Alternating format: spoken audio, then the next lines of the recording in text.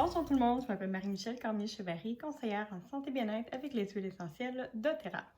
Vous avez été plusieurs à me poser des questions par rapport à mes essais en lien avec la fabrication de chandelles à base d'huile essentielle. Je suis maintenant rendue à l'étape de vous partager mes trouvailles. D'abord, première des choses, soyons honnêtes, ce que je vous transmets aujourd'hui comme information, vous allez devoir l'adapter en fonction de la cire que vous avez choisie, de la grosseur des chandelles, etc. Donc, je vais devoir vous laisser faire une partie de la découverte, une partie de devoir. Mais pour le reste, je devrais être quand même pas pire pour vous aider. Première des choses, il faut se procurer l'équipement nécessaire. Qu'est-ce que ça va vous prendre lorsque vous allez vouloir faire vos propres chandelles à la maison? Tout d'abord, ça va vous prendre de la cire. Moi, j'ai choisi la cire de la compagnie Hearts and Craft. C'est à Brooklyn, à New York. Est-ce que je suis satisfaite de la cire? Relativement, elle réagit quand même bien. Par contre, je pense avoir découvert une compagnie qui aurait peut-être une qualité encore plus supérieure, qui s'appelle Bramble Berry, B-R-A-M-B-L-E-B-E-R-R-Y. Donc, d'ailleurs, je vous invite, ceux qui connaissent, qui comprennent bien l'anglais, à visionner leurs vidéos parce que c'est vraiment très complet. Énormément d'informations, ne serait-ce que pour savoir quelle tige choisir, là, la partie qui va brûler finalement. Aussi savoir quel matériau choisir pour la chandelle et également un peu la disposition parce que dépendamment de la grosseur du réceptacle, en fait, de ce qui va retenir votre cire, bien, vous n'aurez pas nécessairement la même chose que si vous avez seulement un plus petit contenant. Là, évidemment, vous avez compris que c'est un plastique, c'est pas ce que vous aurez besoin, mais c'est juste pour vous montrer un visuel en fonction de ce que vous allez choisir comme grosseur de réceptacle pour votre chandelle. Donc, on a parlé de la cire, ça va vous prendre évidemment les petites tiges, comme vous pouvez voir ici, d'allumage qui va servir dans le fond comme fil conducteur pour la combustion de la chandelle.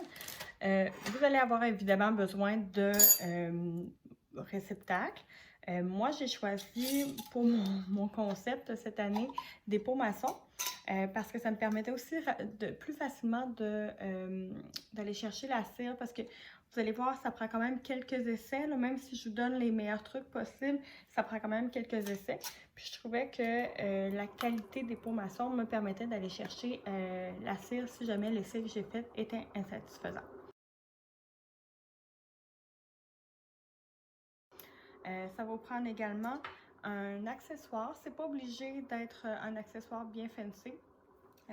Pendant les vidéos, en fait, moi, avec mon ensemble de départ, ça venait pour justement venir assurer que la tige du centre ne bouge pas. Mais pendant les vidéos que j'ai vues, on me proposait aussi, excusez-moi, j'aurais dû les sortir avant, avec des baguettes. Donc, vous pourriez prendre 2 baguettes, venir coller comme ça, pour éviter que, bien évidemment, avec des petits morceaux de colle, de papier collant de chaque côté, pour éviter justement que la petite partie du centre ne se décentre de votre montage. Et évidemment, bien, vos huiles essentielles. Pour ce qui est des huiles essentielles, je vais être franche avec vous, j'ai été surprise de la quantité qui était nécessaire pour atteindre ce qu'on souhaitait comme odeur, comme fragrance. Évidemment, il faut trouver un ratio intéressant entre le poids ou la quantité de cire que vous allez utiliser et la quantité d'huile essentielle. Première des choses, mais ça se fait, je vous rassure, ça se fait. Par contre, première des choses, pour vous aider dans les choix de fragrances surtout, allez-y d'abord avec des fragrances qui sont quand même assez soutenues. Donc, des fragrances que, vous savez, il y a des huiles qu'on diffuse, puis on fait, il me semble que ça sent pas beaucoup, il me semble qu'il faut que je mette plus d'huile.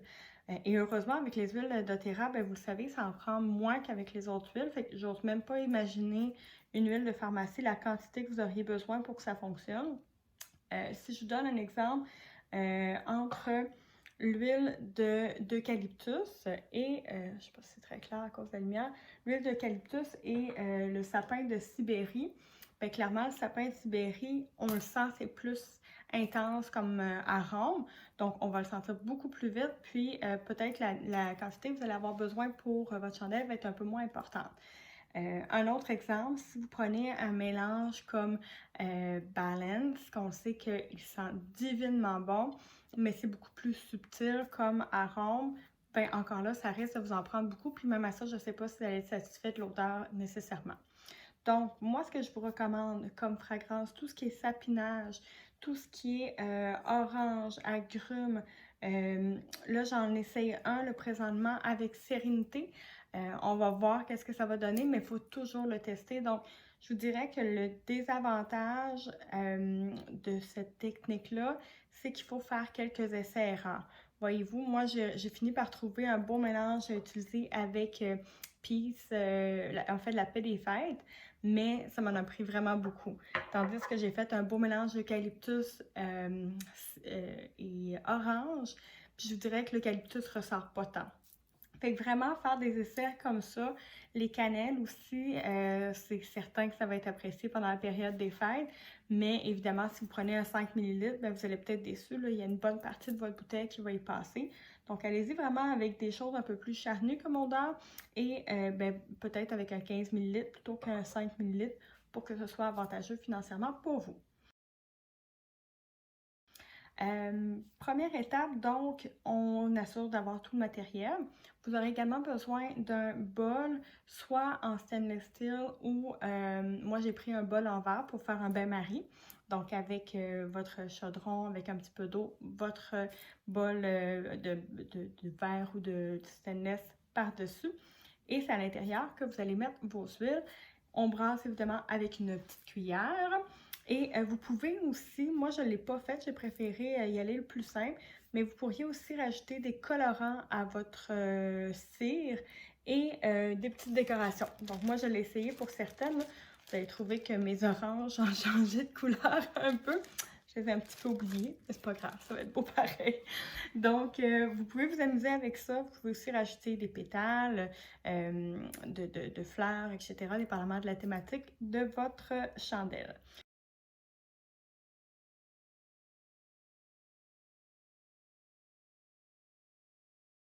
Donc, d'entrée de jeu, pour ce qui est de la quantité que vous allez avoir besoin, le truc que j'ai trouvé, et ça fonctionne vraiment bien, c'est de prendre votre contenant, puis dites-vous que c'est l'équivalent de 2 fois le contenant que vous allez avoir besoin en cire.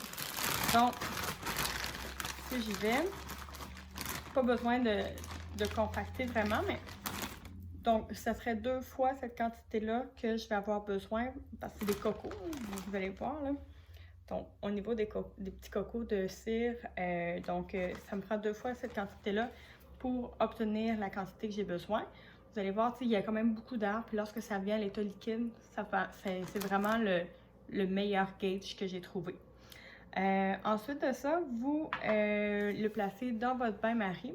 Vous allez brasser jusqu'à ce que ça atteigne la température d'au moins 180 degrés Celsius, Fahrenheit. Vous allez voir la réponse apparaître en bas, j'ai un blanc. Et par la suite, on continue de brasser comme ça, mais on retire du feu parce qu'une fois qu'on aura atteint 180, ça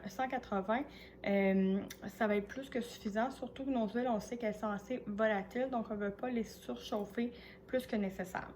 Vous allez ensuite rajouter une cinquantaine de gouttes d'huile essentielle pour chaque 100 grammes de cire que vous allez utiliser. Ça peut être plus, comme je vous dis, ça peut aller jusqu'à 100 gouttes pour cette même quantité-là, toujours dépendamment des huiles que vous allez utiliser. Enfin, vous allez, pendant que ça refroidit, il faut qu'on attende que ça refroidisse aux environs de 135 degrés quelque chose. Et une fois que vous avez atteint cette température-là, vous allez pouvoir le transvider dans votre moule. Donc, je vais utiliser une de mes tiges que là, je vais avoir préalablement nettoyé mon récipient et que je vais aller coller dans le fond de mon récipient, que ce soit avec de la colle chaude, que ce soit avec des collants double surface, c'est ce que beaucoup de gens utilisent.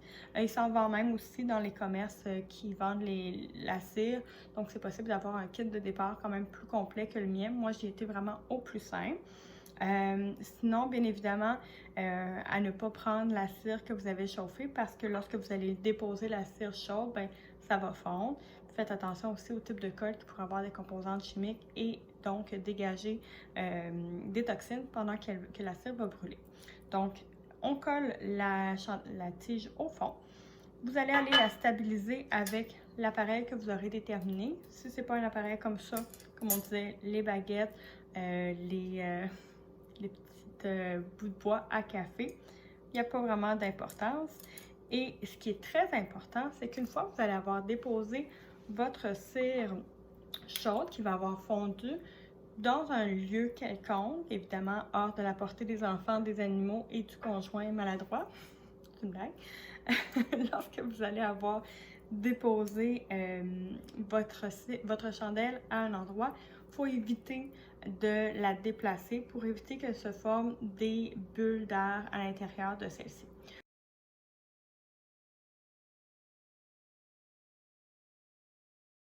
Même chose pour ce qui est de lorsqu'on va brasser. On peut essayer de brasser de manière pas trop énergique pour éviter de former des bulles. Et même chose aussi lorsqu'on va le faire couler, on va le faire couler le plus lentement possible. Ensuite, c'est pas mal le temps qui va faire les choses. On attend au moins 24 heures avant de faire brûler la cire, faire brûler la chandelle. Et on peut aller jusqu'à même 3-4 jours sans y toucher, juste pour vraiment s'assurer que le mélange se fasse bien. Lorsqu'on parle de mélange, c'est surtout au niveau entre la cire et l'huile. On veut vraiment brasser bon 2 à 3 minutes là, pendant que vous allez faire le mix dans votre bain-marie pour vraiment que votre huile se disperse également à l'intérieur de votre cire qui a chauffé. Grosso modo, ça ressemble à ça. Là, comme je vous dis, c'est de l'essai-erreur. Je vous donne aussi quelques trucs pour faire brûler vos chandelles. Ça, c'est mon petit mélange de tantôt. Donc, il faut vraiment, lorsque vous allumez une chandelle, vous devez au minimum prévoir 1 heure de combustion, 1 heure où est-ce que votre chandelle va être allumée par pouce dans le diamètre. Donc, si, mettons, j'ai 2 pouces d'un côté à l'autre de diamètre de ma chandelle, je dois donc la laisser chauffer brûler au moins 2 heures. Sinon, ce qui va se faire, c'est que justement, il va y avoir un déséquilibre entre la longueur de la tige et le résidu de cire qui va rester autour. J'essaie de le rendre le plus facile possible, mais comme je vous dis, le vidéo que je vais mettre en lien avec cette vidéo-ci va vraiment vous aider à mieux comprendre, encore là, avec une base d'anglais, chacune des étapes. Sinon, ben, je reste disponible pour répondre à vos questions, mais l'idée, c'était vraiment de vous donner envie d'explorer parmi les nombreuses opportunités de do-it-yourself, donc les petits bricolages maison que vous pouvez faire. Je sais que pour ma part, dites-leur pas, mais les éducatrices de mon fils, les tantes, des fois qu'on ne sait pas trop quoi leur acheter, mais c'est une belle petite attention à faire. Puis moi, mon fils m'a aidé là, pour concocter les chandelles. Évidemment, c'est de la cire chaude, il y avait quand même des mesures de protection à faire, mais somme toute, ça se fait avec des enfants calmes et avec un certain âge, une certaine maturité. Donc, j'espère que ça va vous avoir aidé. Je vais vous mettre vraiment tous les liens en photo, toutes les photos là, que je n'ai pas partagées sur la vidéo en lien. Puis surtout, comme je vous disais, le site internet. Et là, ben, laissez-vous aller. Vous allez voir qu'il y a une multitude d'options au niveau justement des différentes tiges de combustion, au niveau des couleurs, au niveau des réceptacles où vous pouvez mettre votre cire. Parfois, ils s'en vendent même qui est comme un moule. Personnellement, j'ai vu beaucoup de commentaires mitigés par rapport à tout ça, donc c'est pas vers là que je suis allée, mais c'est une option quand même. Je pense que ça fait le tour. Je vous souhaite bonne chance avec vos découvertes et ben, au plaisir de vous orienter dans le choix de vos huiles.